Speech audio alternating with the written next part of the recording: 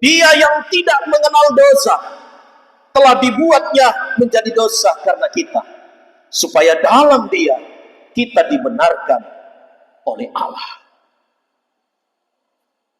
Kenapa Bapa meninggalkan, keilahian meninggalkan Yesus Kristus sehingga Yesus harus bersuara, berseru di atas kayu salib sebagai seruan perkataan yang keempat dari 7 perkataan yang harus tergenapi di atas kayu salib itu. Pada saat kalimat yang keempat dia berkata, dia berseru, Eli, Eli, lama sabachthani, Allahku, Allahku, mengapa engkau meninggalkan aku? Bukankah itu merupakan seruan yang sangat menyedihkan, seruan yang sangat menyakitkan dari seorang anak kepada Bapa? Mengapa engkau meninggalkan aku? Karena pada waktu itu saudara-saudaraku, Yesus sudah berada di atas kayu salib, telah menggantikan posisi kita yang berdosa, sehingga Ia yang tak berdosa dijadikan berdosa. Jadi Yesus ketika berada di atas kayu salib, semua dosa manusia itu telah ditanggungkan di dalam dirinya. Maka Dia yang tak berdosa sebagai anak domba Allah yang tak bercacat dan tak bercela itu, semua telah ditanggungkan di atas dirinya, termasuk dosa-dosa Bapak Ibu sekalian yang sudah kita lakukan, yang akan kita lakukan pada masa yang akan datang. Semua telah ditanggungkan di dalam diri Yesus Kristus, karena itulah tuntutan hukum Taurat adalah kematian kekal dan penderitaan. Kesakitan yang payah itu telah ditampung oleh diri Yesus. Semua ada pada dirinya. Maka ketika semua dosa itu telah berada pada dirinya, Alkitab berkata dalam Yesaya pasal 59 ayat 2, yang menjadi pemisah antara saya dan Bapak Ibu, yang membuat Allah menyembunyikan dirinya dari kita, adalah dosa. Itulah sebabnya ketika dosa itu sudah ditanggung oleh Yesus Kristus, dosa sudah semua ditimpakan kepadanya. Kendatipun dalam keadaan tak berdosa, tapi Dia telah menanggung semua dosa itu. Sehingga dalam Galatia pasal 3 ayat 13 dikatakan di situ bahwa Kristus telah menebus kita dari kutuk hukum Taurat dengan jalan menjadi kutuk karena kita. Sebab ada tertulis, terkutuklah orang yang tergantung pada kayu salib. Yesus mulai menikmati predikat, menerima predikat sebagai orang yang terkutuk karena telah terpaku di atas kayu salib. Yesus menerima sebagai manusia anak Allah yang menjadi dosa oleh karena kita. Dan Yesaya pasal 59 ayat kedua, itulah yang membuat Allah keilahiannya tidak bisa tinggal dalam Yesus Kristus, karena Yesus telah terkontaminasi dengan dosa. Allah tidak bisa bersatu dengan dosa. Katakan amin. Allah tidak bisa tercemar dengan perbuatan dosa. Dosa yang telah ditanggung oleh diri Yesus itu tidak bisa menyatu dengan keberadaan Allah yang suci, kudus, dan benar. Allah tidak bisa mendustai dirinya dalam keberadaannya yang mulia, yang kudus, dan suci. Oleh sebab itulah, dalam keberadaan Yesus yang telah menanggung dosa, yang tercemar dengan dosa-dosa yang Bapak Ibu sudah lakukan, telah ditanggung di dalam dirinya. Yang seharusnya kita yang tersalib, Dia telah menggantikan kita. Dan akhirnya Dia telah menjadi orang yang terkutuk di atas kayu salib itu. Telah membuat Bapa meninggalkan Yesus Kristus karena dosa.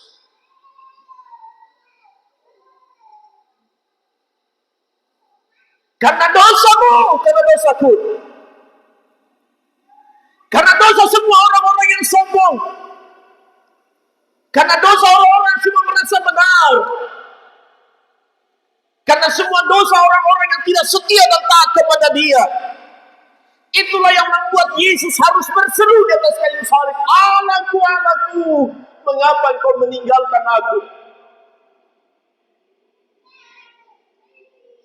Karena dosa itu yang telah membuat terjadi keterpisahan antara anak dengan bapa. Karena dosa itulah yang membuat bapa untuk seketika harus meninggalkan anaknya yang terpaku di atas kayu salib.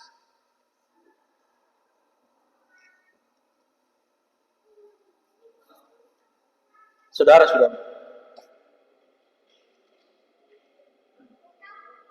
penderitaan yang begitu berat yang dipikul oleh Yesus pada tahun 2018-2019 saya sudah jabarkan secara detail sampai dengan sisi medis tentang penderitaan yang dihadapi oleh Yesus. Ada 7 luka yang besar yang menganga, yang menggambarkan tentang tahap-tahap penyiksaan itu. Tapi saya tidak bisa gambarkan lagi secara sepenuh. Pembaranya pecah. Itu sudah dimulai ketika dia ada di Taman Getsemani. Cambukan yang merobek kulit dan dagingnya. Penderitaan yang begitu berat. Duri tertancap di kepalanya. Saya sudah pernah jabarkan tentang duri itu. Dia meninggalkan sakit nyeri yang sangat dalam. Dan duri itu hanya ada di Timur Tengah. Kelihatan seperti tamu, tapi dianyam, lalu ditampakkan. Kalau duri salah itu masih kecil sengatannya. Duri ini 7 kali lipat daripada sengatan duri salah. Siapa sini pernah kena duri salah? Belum pernah ya?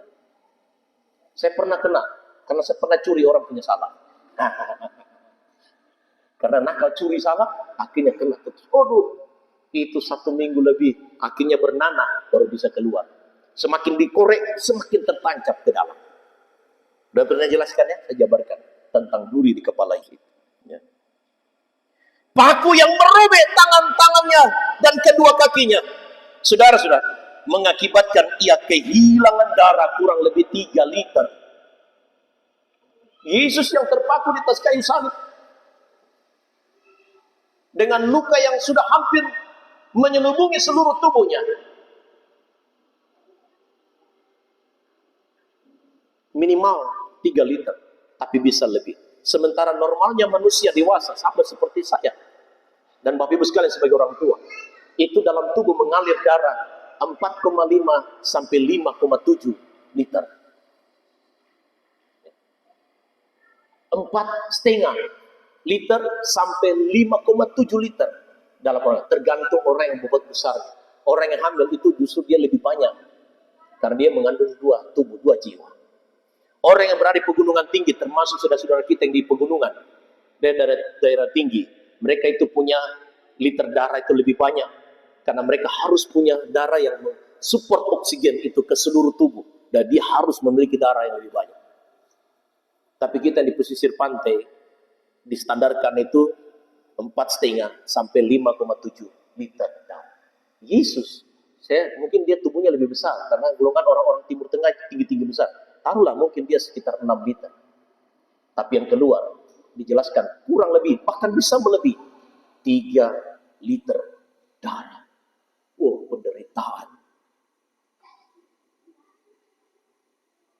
Medis mengatakan sudah terjadi shock dalam tubuhnya.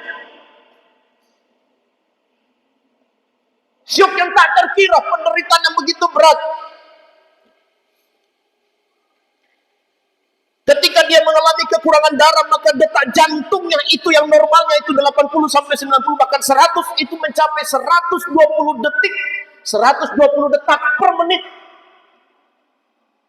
Bahkan bisa sampai 130, sama seperti orang kalau mengadakan percobaan lari 100 meter. Kecepatan. Orang kalau berhenti lari. Begitu Yesus ketika di atas kayu salib. Detak jantungnya cepat seperti orang yang sebentar berlari, sehingga menimbulkan shock di dalam tubuhnya, dan akhirnya darahnya bercampur dengan air yang mulai mengalir di dalam jantungnya. Saya coba kilas sedikit saja untuk masuk dalam penjelasan ini. Ya. Sehingga apa yang terjadi, saudara-saudara? Ketika darah itu mulai bercampur dengan air dalam shock yang dia alami, akhirnya apa, saudara-saudaraku? Rongga dadanya mengalami tekanan yang begitu. Karena ketika dia tersalibkan, kakinya sudah tidak mampu untuk menahan tubuhnya yang begitu berat.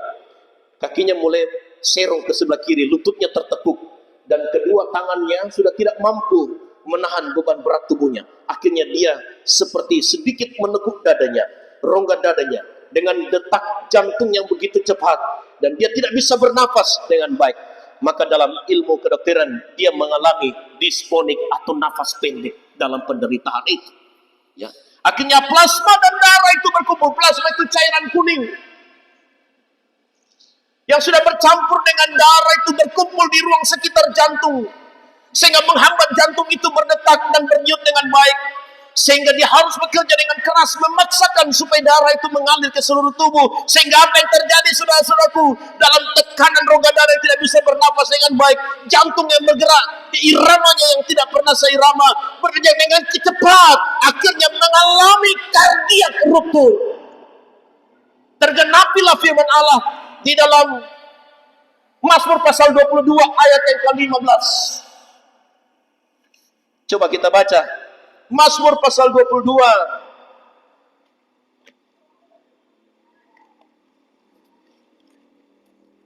Saya pernah buatkan seminarnya ini. Mazmur pasal 22 ayat yang ke-15. Bagian B-nya dulu. Hatiku menjadi seperti lilin, hancur luluh di dalam darahku. Kata hati itu dalam bahasa Ibrani dia menggunakan kata lev yang artinya jantung. Kardiak tur itu benar-benar menggenapi nubuatan bahwa jantungnya hancur dulu seperti lilin di dalam dada Yesus. Kemudian 15 bagian A di situ. Seperti aku tercurah dan segala tulangku terlepas dari sendinya. Persendian dari pegangan tangan, persendian dari siku, persendian dari bahunya. Ketika dia sudah tidak mampu untuk menahan beban tubuhnya, terlepas. Itu namakan dislokasi. Terlepas semua. Terlepas. Tak aduh, sampai bahu. Sampai dalam gambar kemuliaan ketika dia bangkit itu tergambar di kain kafannya. Kain puringnya itu. Di situ digambarkan lengan Yesus itu bertambah 23 cm. Karena tertarik, tulangnya tidak lagi menyatu dan persendian, dagingnya menjadi memanjang. Tergenapi pada ayat yang ke-15 bagian A. Segala tulangku terlepas dari sendi-sendinya. Itu namakan dengan dislokasi. Ayat 15 tergenapi ketika Yesus ada di atas kayu salib. Penderitaan yang begitu sangat, saudara-saudara. Bukan hanya di bagian luar tubuhnya, tapi sampai di dalam jantungnya. Sampai dalam rongga dadanya. Sampai persendian-persendiannya pun terlepas. Karena dia harus menenggang. Karena kakinya tidak mampu lagi menahan beban tubuhnya. Dalam penderitaan yang dialami oleh Yesus Kristus, saudara, bebannya begitu berat, dosa yang harus dia pikul. Akhirnya dalam kesatuannya dengan Bapa, dia harus berteriak lagi, Allahku, Allahku, mengapa kau meninggalkan aku? Eli, Eli, lama sabatani. Dalam penderitaan yang begitu berat, dia harus juga mengalami keterpisahan dengan keilahiannya dalam Bapanya, karena dia telah menyatu dengan dosa. Maka Yesus dalam pengorbanan lihat sekali ini, saudaraku, dia tidak hanya berkorban dan mati untuk menerima penderitaan secara jasmani, tetapi dalam rohani pun dia mengalami penderitaan itu. Dia harus mengalami keterpisahan dengan Bapanya untuk sementara waktu. Karena dosa kita, karena dosa Bapak Ibu yang membuat anak terpisah dengan Bapanya.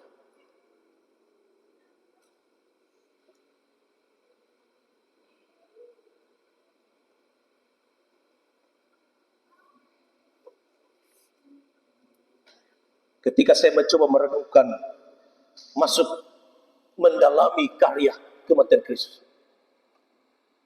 maka sesungguhnya suatu pukulan yang berat datang dalam diri saya.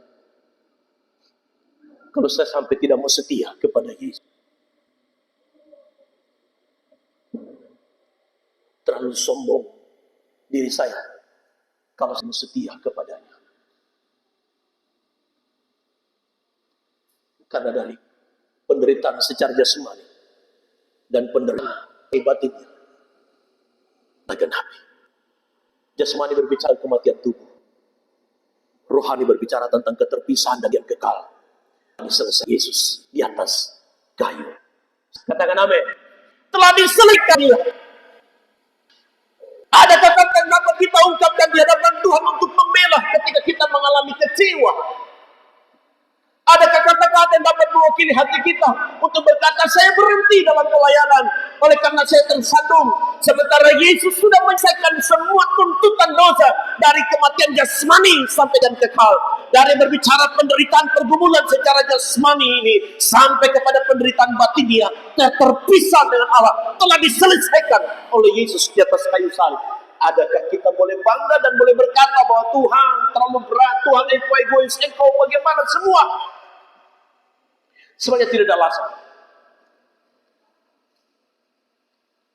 Dari dosa yang sudah kita lakukan, dan dosa masa lampau, dosa yang sementara kita kerjakan, dan dosa yang akan kita kerjakan ke depan, dalam ketidaksadaran kita, walaupun dalam kepengetahuan kita karena cobaan yang lahir dari keinginan daging, Kristus telah menebusnya. Lunas, selesai.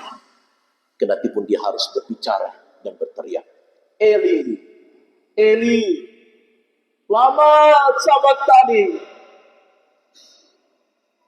Jangan sampai suara itu muncul ketika kita mulai meninggalkan Bapa, meninggalkan Allah. Dan Yesus, kalau dia berkata, hai anakku, engkau meninggalkan aku.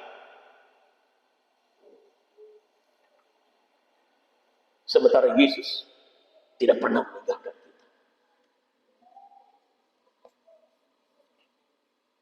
Saudara, kalau ada yang bertanya, dan mungkin muncul dalam pertanyaan dalam hati kita, mengapa Bapa meninggalkan Yesus? Karena Yesus harus memenuhi semua tuntutan hukum Taurat. Dia harus terpaku di atas kayu salib untuk menanggung segala dosa. Dan Allah tidak bisa tercemar dengan dosa. Dia tidak bisa menyatu dengan dosa. Maka firman itu yang memiliki tubuh itu diperkenankan untuk menanggung dosa. Dan Allah yang tidak bisa terkontaminasi dengan dosa, untuk seketika harus meninggalkan dia untuk menanggung. Sebab Yesus harus menjadi orang yang terkutuk. Allah tidak mungkin terkutuk. Tapi manusianya, anak Allah itu harus menjadi terkutuk. Karena tidak akan mungkin mengkhianati keberadaannya sebagai yang kudus, yang tak bercacat dan tak bercemar. Maka dia tidak bisa bersatu dengan tubuh Yesus yang tercemar dengan dosa. Yang kedua, mengapa Bapa harus meninggalkan Yesus? Mengapa keilahiannya meninggalkan unsur kemanusiaan itu? Sehingga dia harus berteriak, Eli, Eli, lama sabachthani. Yang kedua, coba kita baca firman Allah dalam Efesus pasal 2 ayat yang ke-15.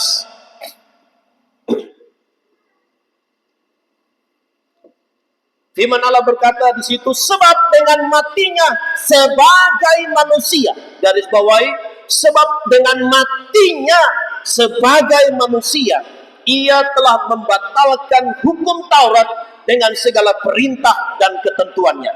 Garis bawahi, sebab dengan matinya sebagai manusia. Filipi pasal 2 ayat 8. Dan dalam keadaan sebagai manusia, garis bawahi, dan dalam keadaan sebagai manusia, ia telah merendahkan dirinya dan taat sampai mati, bahkan sampai mati di kayu salib. Garis bawahi, dan dalam keadaan sebagai manusia. 1 Petrus pasal 3 ayat 18 bagian B-nya, situ dikatakan, ia yang telah dibunuh dalam keadaannya sebagai manusia. Jadi Filipi pasal 28, Efesus pasal 2 ayat 15, dan 1 Petrus pasal 3 ayat 18b menjelaskan bahwa Yesus harus mengalami kematian untuk menebus dosa kita dan membatalkan hukum Taurat itu dan semua segala perintah dan ketentuannya. Dia harus mengalami kematian.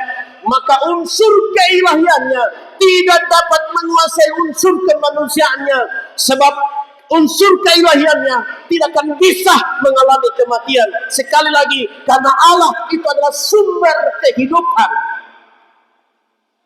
Dia tidak bisa dibunuh. Allah itu kekal keberadaannya. Selain Yesus sudah tercemarkan dengan dosa. Yang kedua, Allah ingin menggenapi semua ketetapan yang telah tertulis dalam kitab Perjanjian Lama sebagai kitab perbuatan. Yesus harus mati dalam keberadaannya sebagai manusia. Jadi Allah tidak akan mungkin mati. Amin. Allah tidak akan mungkin mati. Bukan berarti kualitas pengorbanan Yesus Kristus sebagai manusia dalam unsur kemanusiaannya itu tidak sempurna, karena nilai kodrat keilahiannya telah meninggalkan dia sekali lagi.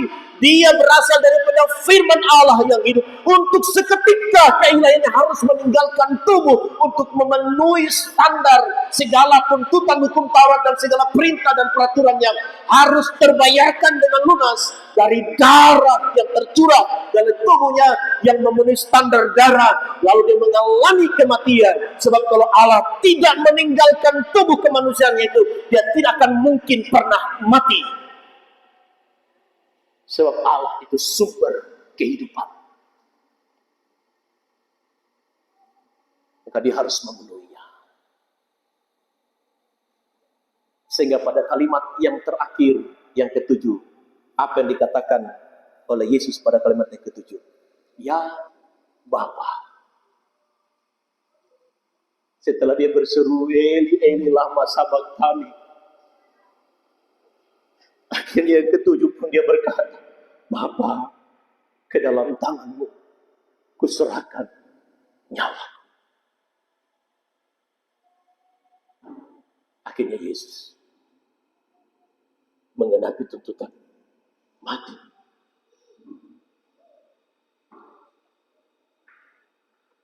Jangan pandang sebelah mata karya kematian Kristus di atas kayu salib. Tapi dalam wujud cinta kasihnya yang begitu dalam kepada kita. Dalam kematiannya sebagai manusia. Matinya sebagai manusia. Ia telah dibunuh dalam keadaannya sebagai manusia. Sebab dia harus membatalkan hukum Taurat. Segala perintah dan ketentuannya. Saudara-saudaraku yang diberkati oleh Tuhan, pesan rohani saya bagi kita, teriakan Yesus itu menjelaskan sebuah tekanan penderitaan yang sangat hebat. Ya, penderitaan mani, tubuh yang cabik-cabik, jantung yang pecah hancur seluruh lilin, tulangnya mengalami dislokasi, terlepas dari persendian-persendiannya. Sekujur tubuhnya mengalami luka. Dan yang paling terakhir ketika lambungnya ditikam. Saudara-saudara, semua ditanggung. Penderitaan yang paling berat adalah ketika Yesus mengalami keterpisahan dengan Bapanya. Begitu berat. Maka keluarga yang sudah dibangun di dalam Tuhan, jangan heran kalau anak-anakmu harus menangis karena harus terpisah dengan kalian. Dunia semakin jahat. Muncul di Facebook begitu mengerikan. Ibu tunggalnya memiliki pasangan. Mereka berlibur selama 10 hari. Anaknya yang masih bayi ditaruh di dalam kurungan, dibiarkan sendiri selama 10 hari. CCTV memberikan penjelasan bagaimana anak itu berteriak menangis mencari mamanya. Dia kelaparan, sunyi malam selama 10 hari. Sampai hari ke-9 anak itu sudah tidak bisa bertahan. Dia akhirnya mati. Ketika ibu gembala memutar videonya anak itu berteriak, saya bilang, hentikan, Mak. Saya tidak tega. Bagaimana penderitaan seorang anak kecil terpisah dengan orang tuanya. Bagaimana keberadaan Yesus sebagai anak Allah, dia terpisah dengan Bapanya. Sungguh kejam.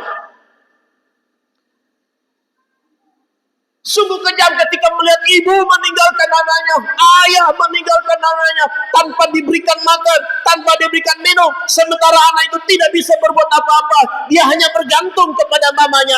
Akhirnya ketika dia mengalami kematian, diperiksa, diotopsi, banyak kotoran-kotoran di dalam mulutnya.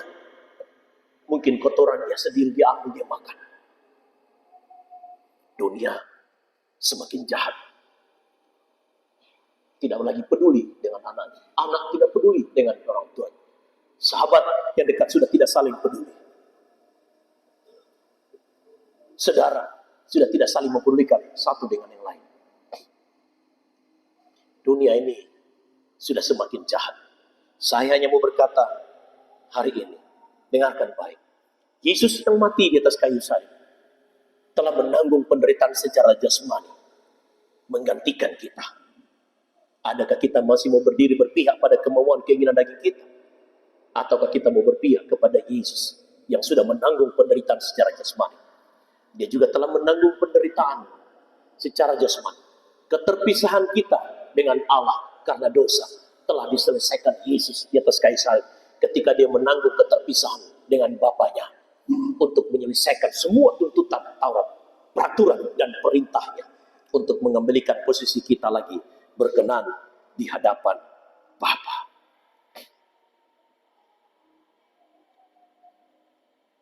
Kristus telah membayar dengan lunas semua kematian jasmani dan kematian rohani itu. Oleh sebab itu saudara-saudara, oleh kasih karunia melalui kematiannya, kita telah dipersatukan kembali dengan Bapa dalam kemuliaannya. Maka bersyukurlah kalau sampai hari ini kita tidak perlu diwakilkan untuk berseru kepada Bapa. Kita tidak perlu diwakilkan oleh para imam seperti yang tertata dalam hukum Taurat dalam tabernakel. Setiap pengakuan dosa kita harus diwakilkan oleh para imam. Harus mengorbankan darah binatang untuk dipercikan di setiap ujung-ujung tanduk daripada tabut perjanjian Allah itu. Sekarang tidak. Yesus telah memberikan jalan baru. Sebab itu kita berkata, terima kasih ya Yesusku yang sudah membuka jalan bagiku sampai kepada Bapa di surga tanpa mengalami keterwakilan lagi. Sebab itu jangan sia-siakan waktu-waktu ini, saudara-saudaraku. Jangan tenggelam di dalam keegoisan kita. Jangan tenggelam dalam keacuh-tak-acuhan kita. Jangan tenggelam dalam segala sifat dan prinsip hidup kita yang justru tidak seperti yang dikehendaki oleh Allah. Tapi kita mau berserah kepada Tuhan dan memohon Tuhan yang menuntun dan menyertai kita sampai langkah akhir kehidupan kita di dalam dunia ini. Bersyukurlah kalau Yesus harus berkata dalam kalimat yang keempat di atas kayu salib, dia berkata, Eli, Eli, lama sabachthani. Karena dia justru harus memenuhi dalam Mazmur pasal 22 ayat yang pertama. Di situ juga dinubuatkan bahwa dia berteriak, Allah, Allahku, mengapa engkau meninggalkan aku? Sampai pada ayat yang ke-15 dan ayat-ayat yang selanjutnya. Tuhan bagi kita dalam hari raya Jumat Agung ini, jangan biarkan pada akhir perjalanan hidupmu Yesus akhirnya berteriak memanggil namamu karena engkau meninggalkan dia. Sebab dia tidak pernah menghendaki ada keterpisahan antara saya Bapak Ibu dengan Tuhan. Kita terus harus bersama-sama untuk sampai kepada tempat yang disediakan oleh Tuhan. Kalaupun ada yang sudah mulai menjauh, mari panggil mereka bersama-sama dengan kita untuk hidup dalam kesehatian, hidup dalam kebersamaan. Saling mengampuni, saling memaafkan. Dalam perkara-perkara kita yang lampau, mungkin pernah sakit, menyakiti. Mungkin Bapak Ibu saling menuduh. Mungkin Bapak Ibu juga pernah menuduh saya. Saya pernah melakukan kata, oke, ampuni saya. Tapi coba jelaskan, di mana saya pernah berkata-kata seperti itu. Kalau saya pernah mengkhianati Bapak Ibu, jelaskan di mana saya pernah mengkhianati. Kalau saya pernah tidak mendoakan dan tidak mengembalakan Bapak Ibu sekalian, dalam doa saya, dalam perkunjungan ibadah, jelaskan kepada saya akan memperbaikinya. Mungkin lebih sempurna dan lebih baik kalau Bapak Ibu bisa mengatakan kepada saya. Dan saya pun akan berkata kepada Bapak Ibu untuk perbaiki diri sama-sama untuk menjadi lebih baik, lebih sempurna sesuai dengan keinginan Tuhan. Saya tidak akan pernah memaksakan dan kita tidak boleh pernah memaksakan antara satu dengan lain untuk menjadi lebih baik dan menjadi lebih sempurna. Karena kita semua punya predikat masing-masing. Kita semua punya kelebihan dan kekurangan masing-masing. Kalau kita memaksakan orang lain itu sama seperti apa yang saya mau, maka kita pasti akan kecewa karena kita tidak akan bisa merubah orang lain sesuai dengan keinginan kita. Tapi kita justru yang belajar dari kelemahan dan kekurangannya untuk memperbaiki diri supaya jadi lebih baik dengan orang yang kita lihat kekurangannya. Ya. Jangan lihat kekurangan satu dengan lain. Jangan. Sekali lagi jangan. Karena kamu kecewa. Bapak Ibu akan semakin kecewa kalau terus melihat kekurangan-kekurangan. Ya. Karena tidak ada yang sempurna. Tapi justru dalam kekurangan dan kelemahan itu, bersama kita membenahi diri, memperbaiki diri. Sebelum orang lain, sebelum berkata-kata tentang orang lain, berkata-katalah dengan dirimu sendiri dulu. Apakah engkau sudah berhasil untuk memperbaiki kekurangan itu, kelemahan itu? Kalau sudah berhasil, mari kita saling berbagi berkat, memberikan dorongan dan semangat motivasi bagi yang lain, supaya mereka juga boleh keluar dari kekurangan itu. Tapi sebenarnya dalam kekurangan kita justru saling melengkapi satu dengan yang lain. Saya tidak mau jemaat menjadi jemaat yang cengeng, jemaat yang sedikit-sedikit ada benturan, putus asa, patah pena. Ada masalah, lemah. Saya sudah katakan beberapa minggu yang lalu, orang yang lemah imannya cenderung berkata, saya tersandung, saya tersandung. Tetapi orang yang sudah bertumbuh rohaninya, dia mudah untuk memaafkan dan memberkati ketika melihat orang lain dalam kesalahan dan kekurangan. Paham maksud saya? Inilah firman pendewasaan. Kita bukan lagi diberi makan bubur, tapi kita harus beri makan nasi yang keras. Karena Tuhan hanya bisa menikah dengan mempelai yang sudah siap menikah. Artinya mempelai Kristus yang sudah dewasa dalam iman dan kerohaniannya. Masih kanak-kanak rohani tidak pantas untuk dipersandingkan dengan Yesus Kristus, sang mempelai laki-laki. Hanya mereka yang sudah dewasa dalam imannya yang pantas untuk disandingkan sebagai mempelai Kristus. Tuhan Yesus memberkati. Biarlah kiranya firman Tuhan ini boleh menjadi perenungan bagi kita di hari ini. Mari kita renungkan dan resapi karya suara Yesus berteriak memanggil di atas kayu salib, berseru kepada Bapaknya. Jangan biarkan seruan itu akhirnya terulang ketika kita meninggalkan Dia. Kita tidak setia, kita mengkhianati cintanya. Lalu Dia berkata, menyebut namamu dan berkata, mengapa engkau meninggalkan aku? Saya undang singer-songwriter untuk maju ke depan, pemain musik, dan kita akan masuk dalam perjamuan kudus. Kita angkat lagu yang sudah biasa saja, lagu yang sudah disiapkan, nanti kita tunda di hari-hari berikut. Kita angkat lagu yang berkata salibnya, salibnya.